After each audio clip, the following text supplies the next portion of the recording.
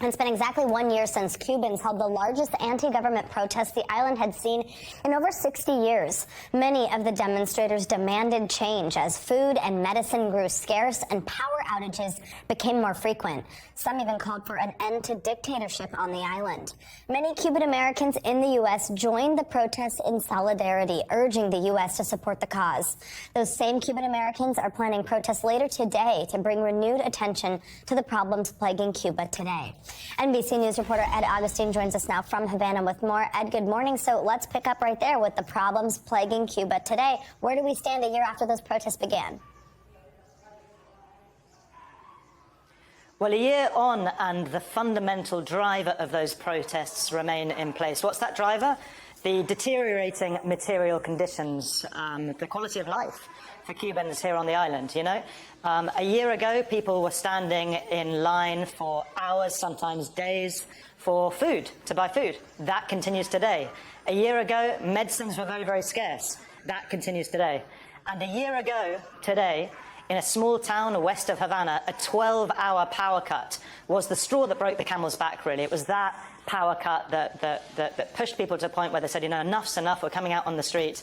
And, you know, due to the war in Ukraine, the global hike in gas prices, the government here is having real problems just keeping enough energy going, keeping the lights on. And we've seen over the last few months increased power cuts through the provinces. Not so bad here in Havana. I think the government's making a big effort for political stability to keep the lights on. And, you know, just on Friday, part of one of the biggest power generators in Cuba caught fire. So from that point of view, the fundamental drivers stay in place. On the other hand, a contributing factor last year was that there was a huge amount of COVID.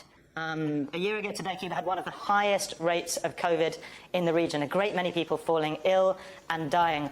That's changed. That's changed radically. Cuba has one of the highest rates of vaccination against COVID in the region, in fact, in the world. Over 90% of people now have been vaccinated. So a year ago today, people were in lockdown, people were in their houses, people had to wear these frustrating masks. That part of the reality has changed. And there were hundreds of people arrested both during and after the protests. Do we know what happened to them?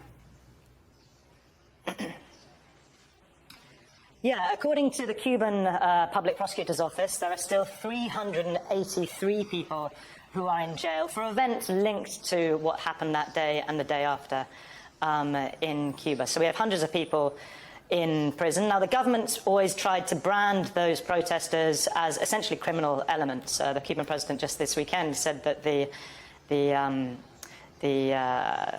that he personally will be celebrating the anniversary because he said that the Cuban people managed to put down what he called a vandalistic coup d'etat. And so you hear that adjective, vandalistic.